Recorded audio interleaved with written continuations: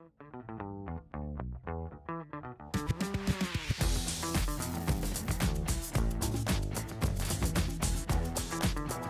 there, everyone. Welcome back to A View from Earth, brought to you by the Fisk Planetarium at CU Boulder.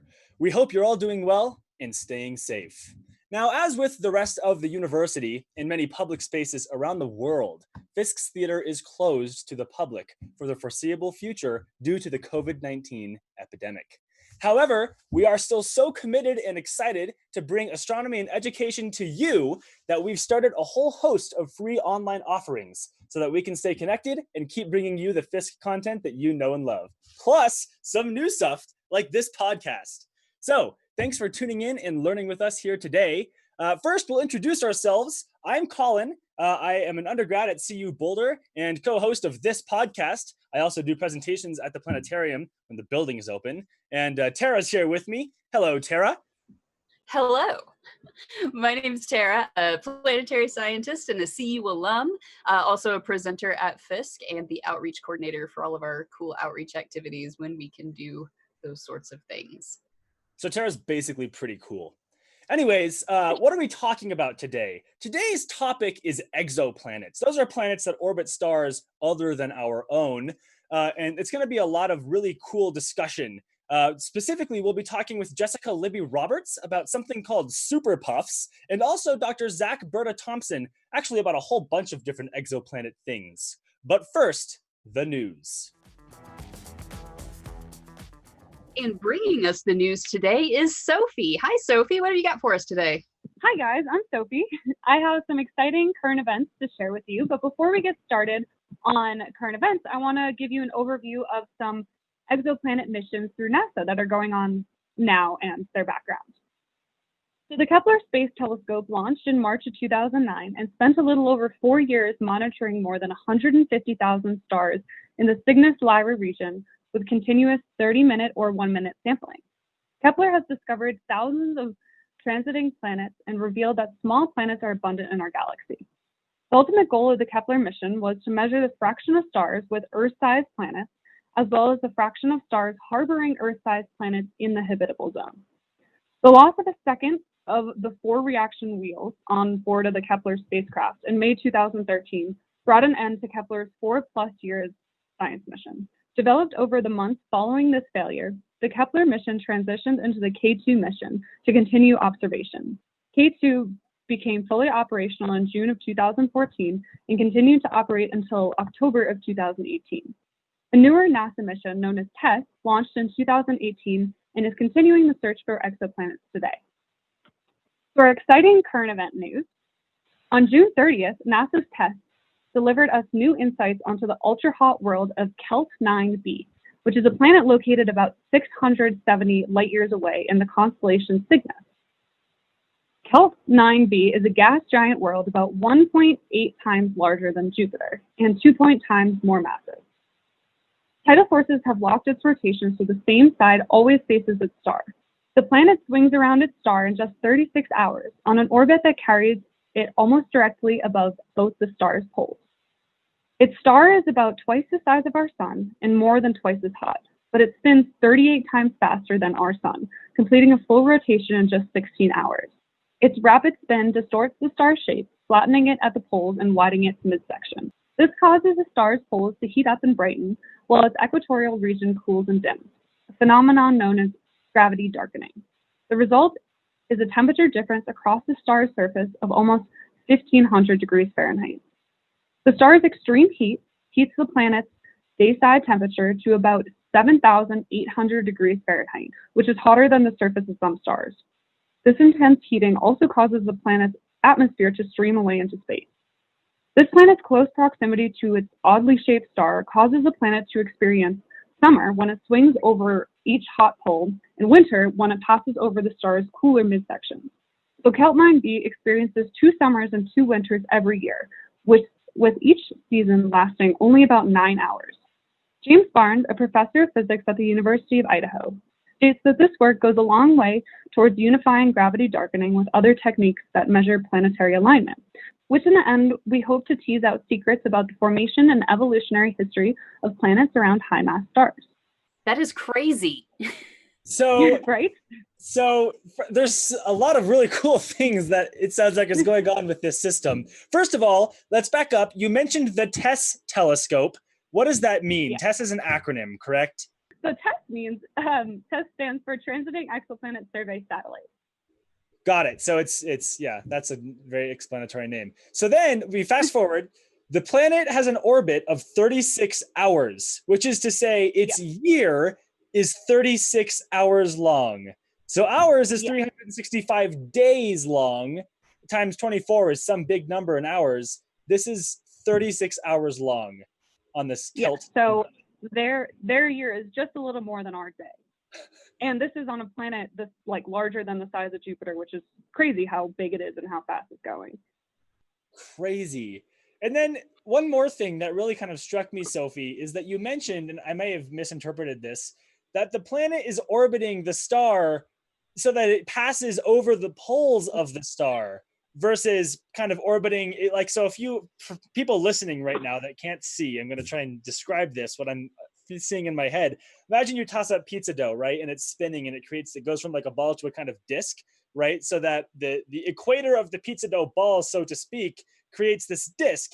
In our solar system, the Earth orbits on that disk, right? It's in line with that disk. Sophie, what you're saying is that the planet orbits kind of, so it passes like, it will pass through the disk, go above the disk, fall back down through the disk, go below, and then go back up. So it's passing over the poles of the star. Yeah. That's crazy. Which is crazy. I know. We don't that fast. That should be impossible. Like that defies all sorts of problems. There's so many problems with like angular momentum and like the physics is breaking my brain right now of how this works. That is crazy. It's really crazy. Cool. Well, Sophie, thanks so much. That was a great story. And clearly you've blown our mind. So you're successful. It blew my mind. So I was super excited to share it. Yeah, no, that's awesome. Thank you. And that background on the space telescope is going to be the Kepler and the K2 and the TESS is going to be nice too, I think, for, awesome. Context. Cool. Okay, and now we are joined by Jessica Libby-Roberts, who is a grad student at CU Boulder working with Dr. Berta-Thompson on research regarding exoplanet atmospheres.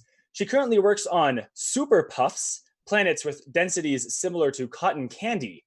Her research tries to understand how the low gravity of these puffy planets holds on to a substantial atmosphere and what that can tell us about planetary formation and dynamics. Jessica, thanks so much for being with us. Thank you for inviting me. I'm really happy to be here. All right, so planets are super hard to find. So then how exactly do we go about studying atmospheres of these planets that are so hard to see in the first place? Again, we have to look at how the atmosphere affects stars' light. So atmospheres can come in many different flavors. We've already seen that in our own solar system. We've got atmospheres around those rocky planets, and we have atmospheres around things like Jupiter and Saturn. And we see that also in exoplanets. So right now, while we would love to determine atmospheres on rocky planets, we can only really observe atmospheres around gas giants, just because there's so much more atmosphere, so a bigger signal that we can work with. So talking about atmospheres, it can come in either terrestrial or gas giants, but for now, let's talk about gas giants. And the idea for this is that as a planet passes in front of its star, it blocks a certain amount of that starlight. But some of that starlight is actually going to be filtered through the atmosphere itself.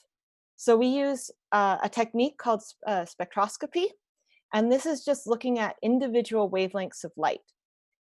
And atoms and molecules absorb a certain wavelength of light, and it's very specific to that molecule. It's like a fingerprint. So when we look at different wavelengths of light, and we notice that this one wavelength is being absorbed, or that we're not actually seeing that wavelength, we can figure out, all right, we know the wavelength, so what molecule must be blocking that light? And this gives us a sense of what is actually in the atmosphere of those planets.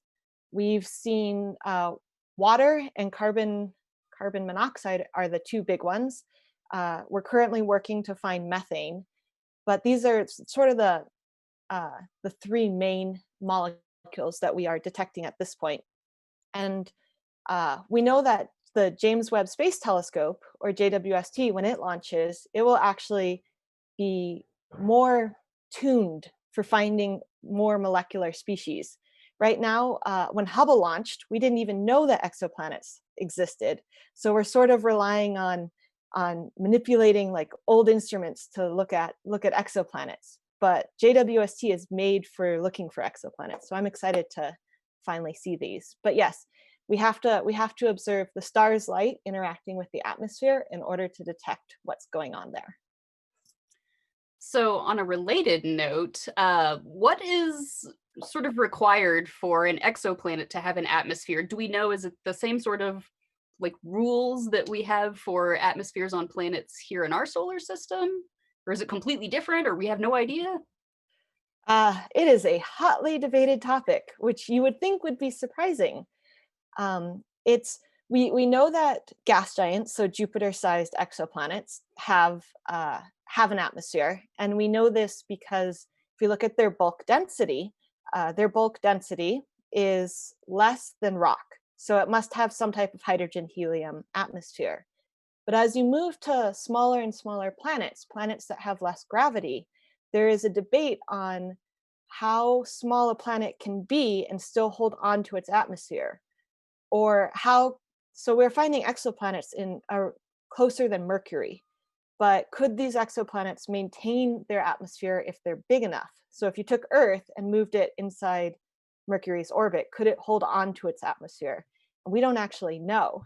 And So is that a this is- question because the star might pull the atmosphere away from the Yes. planet? The gravity of the star is powerful enough to pull the gas away from the planet?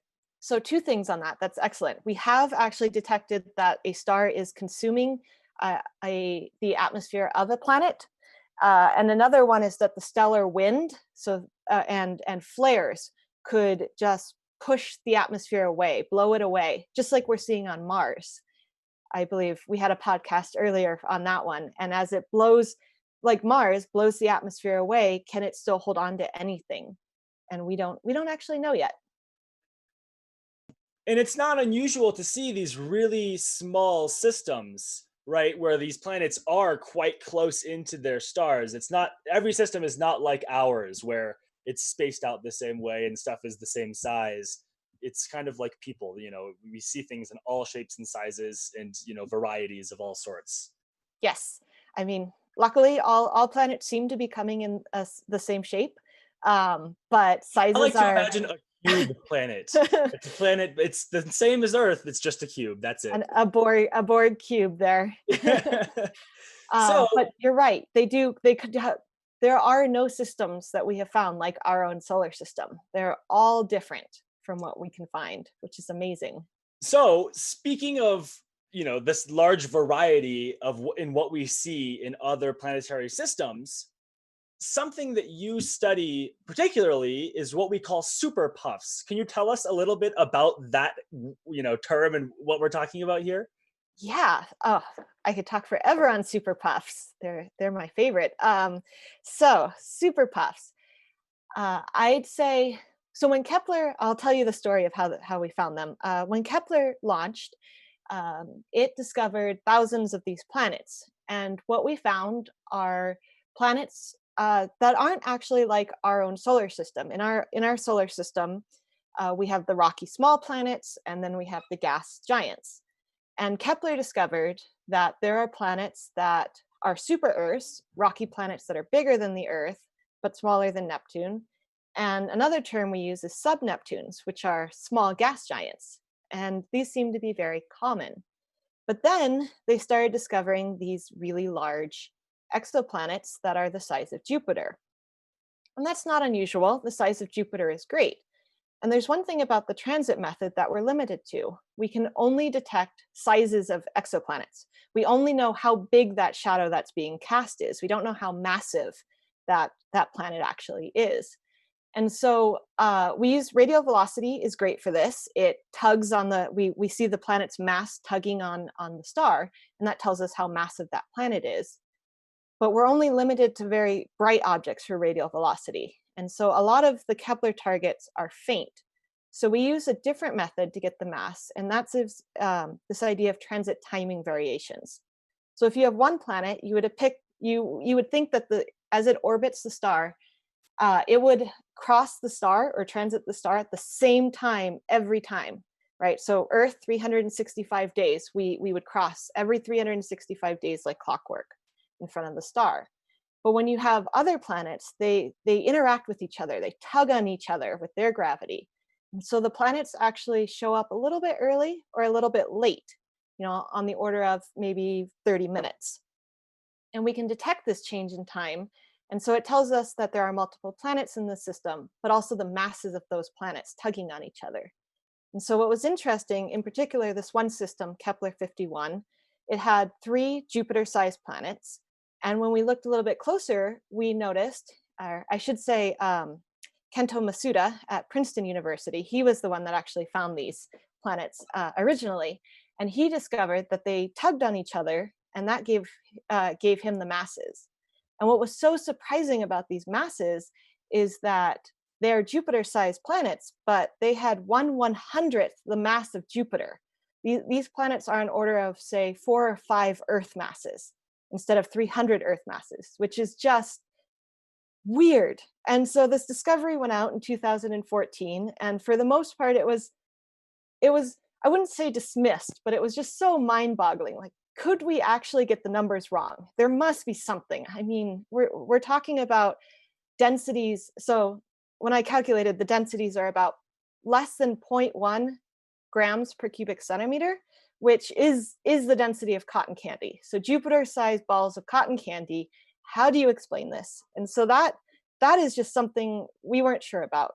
And then we started to find more of these planets. We started to, I believe there's probably like 10 to 20 of these now. And so they're common. They're not common, but they exist. It's not a fluke. And so what I've been working on is trying to figure out what could be in the atmosphere of these exoplanets. And so I've used that idea of spectroscopic during a transit to look through the atmospheres of these planets. And what I discovered is for the Kepler 51 planets is there are no absorption features at all. There is no water that we can see. There's no carbon monoxide. There's no methane. There's nothing. And this is really weird because we know there must be something in this atmosphere. You can't have a ball of just hydrogen and still maintain this planet shape. So what we thought was, well, maybe if you put like a high altitude haze layer, so picture Titan, right? You can't see the surface of Titan. It's just this blocked out haze layer. And if you put it up high enough, all of that water and methane signatures underneath it can't get out. So somehow, and we're still working on figuring this out, but these planets with their very low gravity and low densities are maintaining sort of a cloudy haze layer on the top of these atmospheres. And yeah, so we don't know why or how, but that is what we found for those planets. And then I believe there are being looked at other super puffs and finding some similar results. So maybe super puffs are just really cloudy.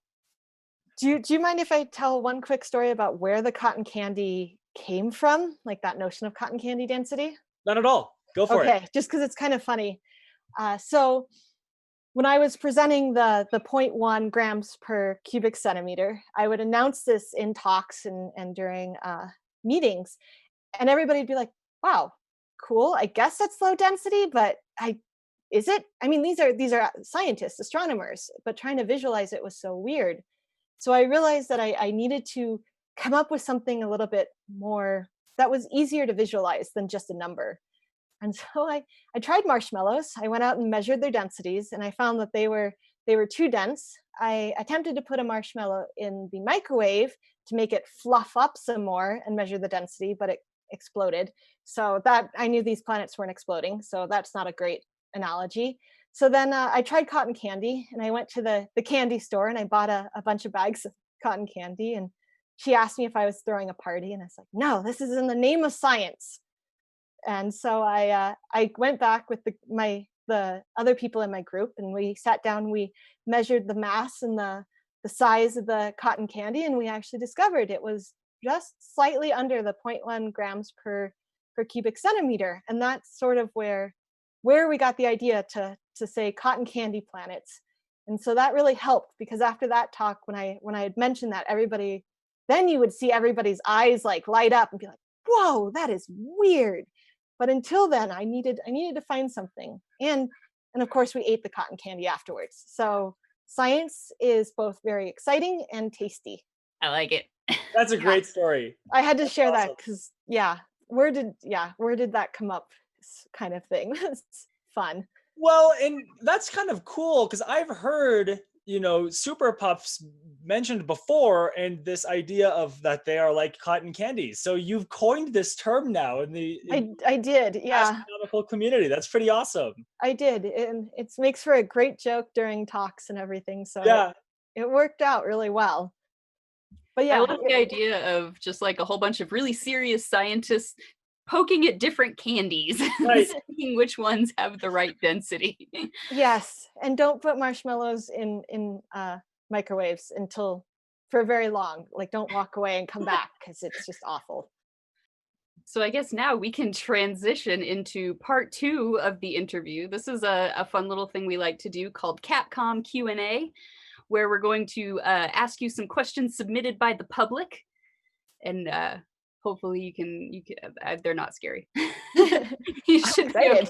Didn't mean to spring it on you. I love questions. Ray is asking, how hot is a hot Jupiter? And then I'm asking also, what is a hot Jupiter? Yeah. Hot Jupiters are, if you took Jupiter and you moved it next to our sun so that it orbited every 3 days. So Mercury is about 88 days, so right on top of the star, which it was actually one of the first planets we found, are hot Jupiters, because they are just really easy to find. They tug on their star because they're right next to their star, so you see that signal and it's really large. So that's a hot Jupiter, and these hot Jupiters at 3 days, as you can imagine, are very hot. Most hot Jupiters are probably around 1,000 to 2,000 Kelvin.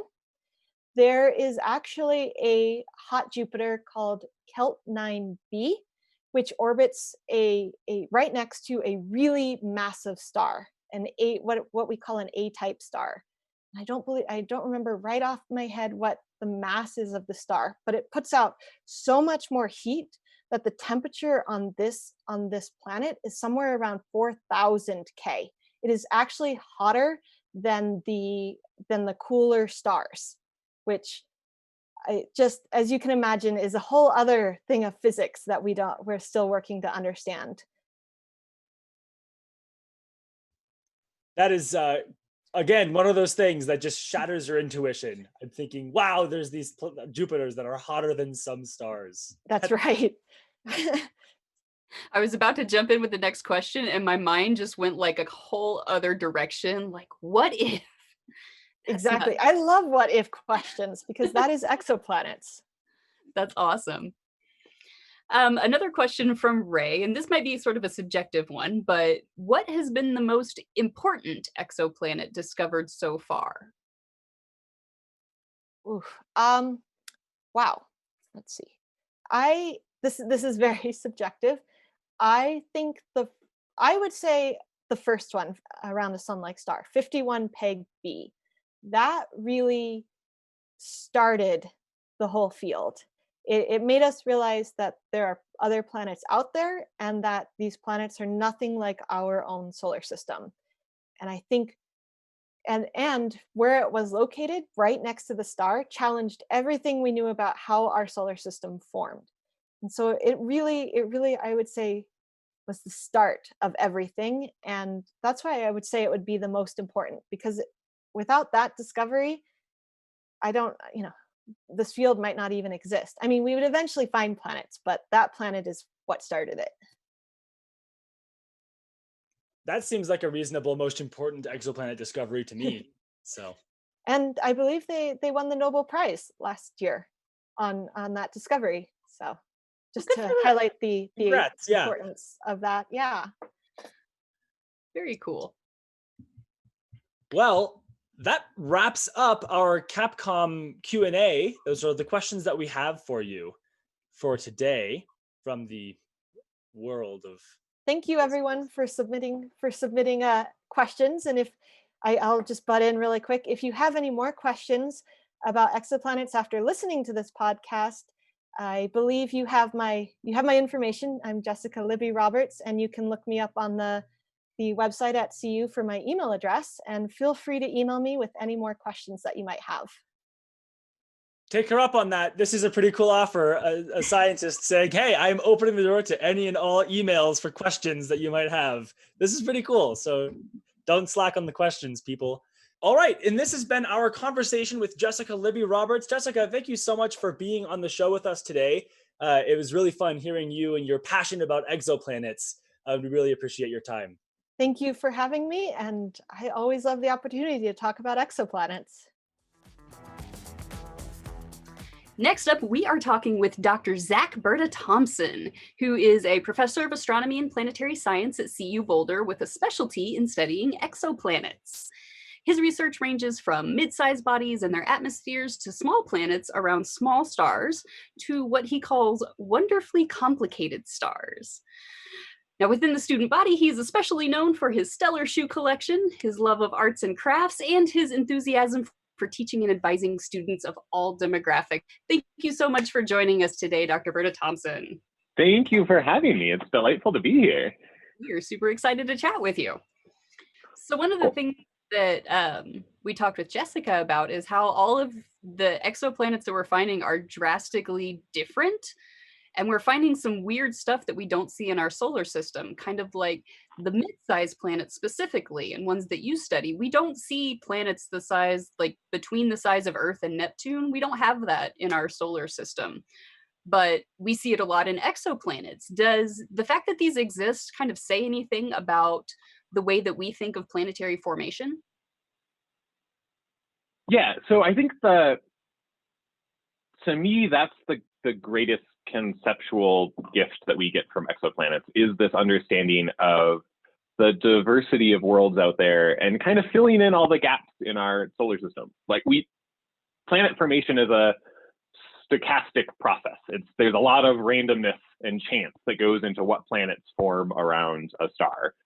In a lot of our astronomy classes, we teach that a star is kind of a simple thing, and maybe that's an oversimplification, but that a star, in a lot of cases, you can tell its whole story based on the mass that star originally forms with. Like if the star has a mass that is a half the mass of the sun, this is what's going to happen to it. If a star has a mass that is exactly the mass of the sun, this is what's going to happen to it. This is what happens to a 10 solar mass star. You can follow those trajectories pretty accurately with sophisticated but fundamentally understandable theoretical models. Planets are a lot more complicated because you have this, there's that star at the center of your system that is forming, or maybe there are two stars there. And then there are all of these kind of random chance collisions and occurrences and accreting of different things. And maybe a star flies past your system at the right moment and introduces some torque and spins things around. So with all of this randomness, you can end up with there's no way to predict exactly what planets are going to form from the initial conditions from an early protoplanetary disk.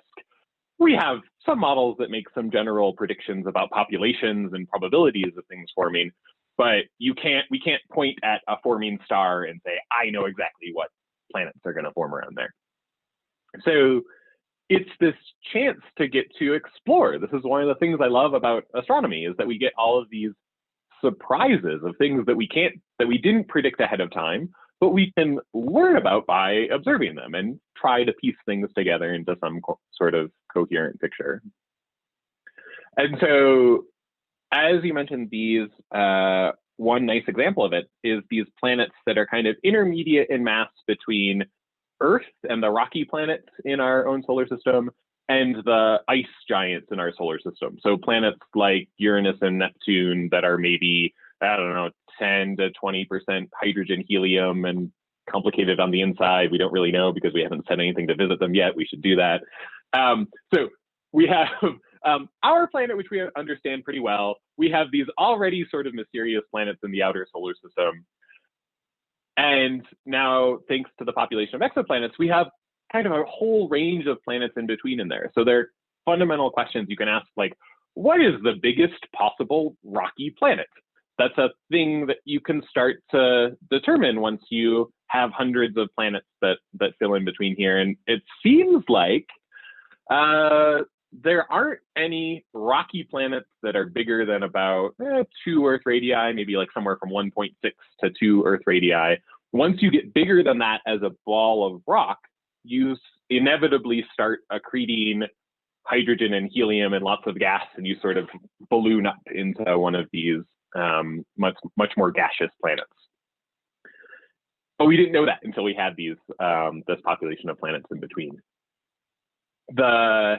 Another example on the other side is these planets that Jessica Libby-Roberts, so a grad student working with me, has been studying are these super puff planets, these ones that are, a few Earth masses, but the size of Jupiter. And Jupiter is 300 Earth masses. So that's a big contrast there. And so these are planets that we think have somehow managed to accrete a lot of hydrogen, helium gas, and they're still relatively young, and so they're puffed up while they're still cooling down, and they'll shrink as they cool. But they're like weird, like fundamentally weird planets that give us a nice opportunity to study how planets work when pushed to these extremes or these limits that we don't have examples of in our own solar system. So we're going to switch a little bit now and get a bit more technical. We'll leave the philosophy off to the side for a while. Because some of your work focuses on techniques for precise spectrophotometric observations of stars. Those are lots of big words. And we've talked a little bit about spectroscopy already with light curves and absorption features, but can you tell us a little bit more about what exactly it is you're working on with these spectra? Sure, yeah. So spectrophotometric observations of stars. Let's break down that term. Stars are stars. They're giant balls of plasma far away in space. Observations are things that we take with telescopes. So like we go to a telescope, we're trying to, that's either on Earth or in space, and we're trying to observe this star. Photometric means measuring light, just generally. And so we talk about the methods that we've been talking about so far of studying transiting planets, looking for a little dip in the brightness of stars, is we're looking for a photometric signal. We're looking to measure a dip in the light caused by that planet passing in front of its star. And so the simplest way of taking a photometric observation of a star is to point your telescope at a star, take some pictures of it, and just keep taking more pictures. Like take a picture, and then another picture, and then another picture, and another picture, and then you go measure how bright is the star in all of those pictures. And that's how we found the first transiting planets was through this method. So then spectrophotometric observations of stars, that adding that spectro is saying that, okay, we're still going to measure the light coming from this star and maybe a planet that's interacting with it, but we're also going to split that light up into multiple wavelengths or multiple colors. So I'm just using wavelength and color interchangeably here because that is pretty reasonable. So here what we're doing is we're saying, I want to know how, for example, in the exoplanet case, we want to know how much light does this planet block at a wavelength of 500 nanometers. We also want to know how much light does this planet block at 501 nanometers, 502 nanometers, 503 nanometers, at all of these different wavelengths of light. And so, because when we do that, we can hopefully pick up spectral fingerprints of different things being absorbed by its atmosphere. And so doing all of that together is, if you like, the part of observing with a telescope that feels, I think, most intuitive to folks is taking images of the sky, like those beautiful images from the Hubble Space Telescope. That really is like you're taking your cell phone camera and taking a picture. It's exactly the same principle, except with a much bigger lens. For making these spectrophotometric observations, where we want to measure the brightness of the star at different wavelengths over time, you need to have a spectrograph that's installed on the back of your telescope that is still effectively a camera, but it has some other little optics and prisms and gratings and things in there that split light up into rainbows before you record them. And so then that allows you to measure a spectrum of the star, its brightness at one particular moment as a function of wavelength. And then you can just take lots and lots of those spectra, and from those piece together, how is the brightness of the star changing over time at all of these different wavelengths. That is, on the one hand, that's a like, though it's taken me a long time to explain it, on the one hand, that's kind of a simple process. You're just like, yeah, I'm just pointing a telescope at a star and staring at it for a long time. And that's actually a pretty accurate description of what happens up in space. Again, neglecting all of the complications, but like the Hubble Space Telescope, you point it at a star, you collect a lot of observations, and you get to measure pretty straightforwardly, this is how bright this star is at this wavelength as a function of time. Do all sorts of cool exoplanet science. From the ground, we have, on the one hand, on the ground, we have much bigger telescopes than the Hubble Space Telescope. And a big telescope is great because it allows you to collect more light, to make more precise measurements, to be able to learn more about a star or a planet's atmosphere. But on the ground, we also have this persnickety thing called the atmosphere, which is pretty transparent, but not equally transparent at all wavelengths. So there are some wavelengths where Earth's atmosphere is more opaque and a little bit less opaque. Like even at the like very clearest wavelengths, about like 10% of light coming from stars gets absorbed by our atmosphere. And that changes over time. Like as clouds come by, they block out your ability to see the stars. That's a pretty extreme example of it. But even without that, you have like maybe a little bit of water, like a slightly more humid parcel of gas drifts over the top of your telescope. And so at some particular wavelength, that water is going to block light from your star. And so if you want to measure the brightness of your star to 0.01% precision to do these cool exoplanet things, you need to have some way of correcting for Earth's atmosphere with a ground-based telescope. And so that's a lot of the work that we're working on now, is trying to develop this method to make it easier to observe from the ground with our wonderful big telescopes that are also easier to get time on than the Hubble Space Telescope. But do so in such a way that we can make a really precise measurement of what changes in the brightness of the star are actually intrinsic to the star itself and not to Earth's atmosphere. And so one core component of that is we measure multiple stars at once.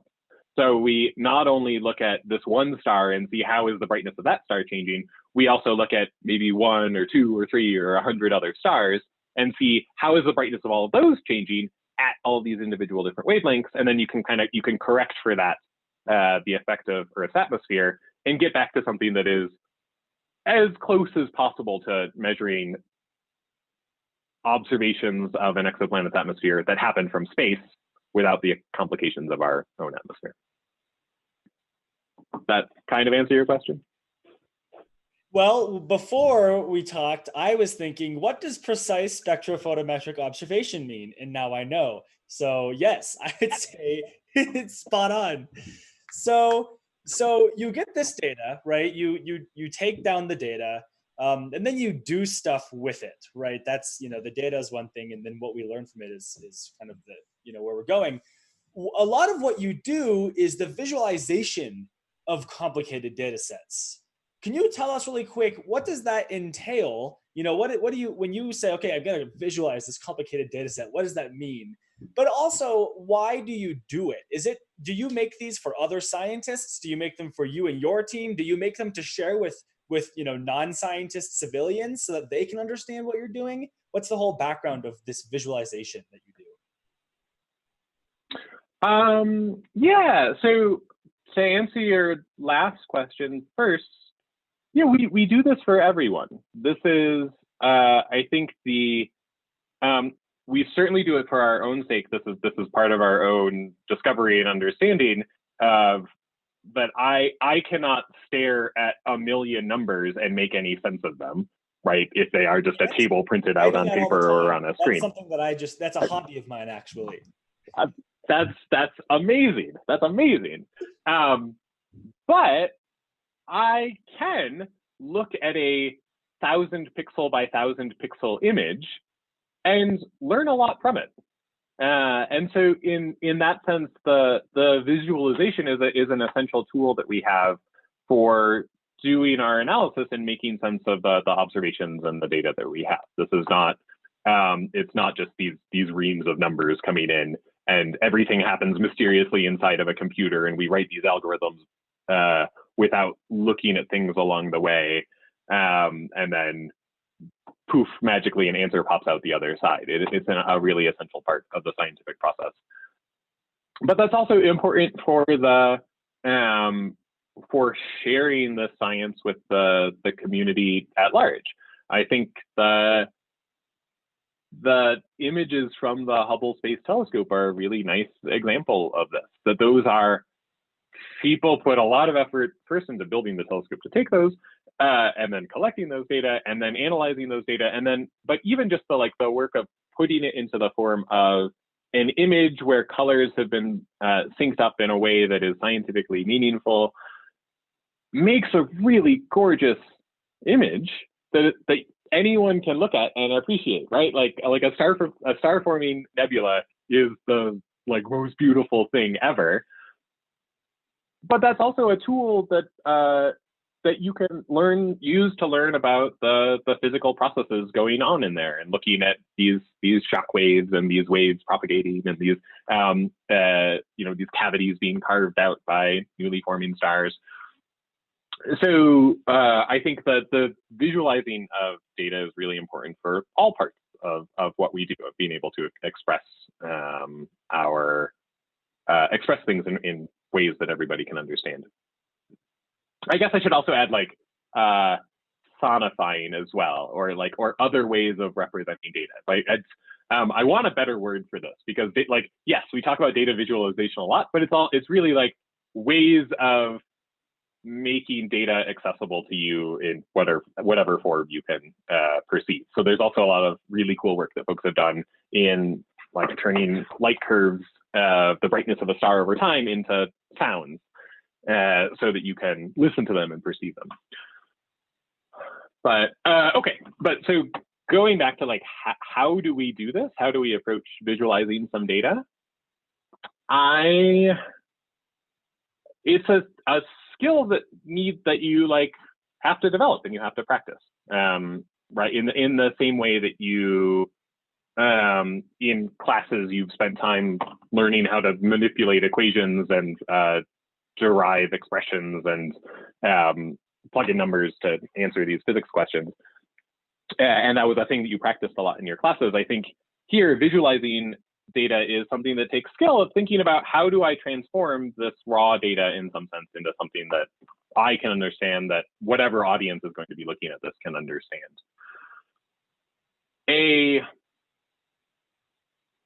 All right, this is kind of a silly example, but I think it's useful.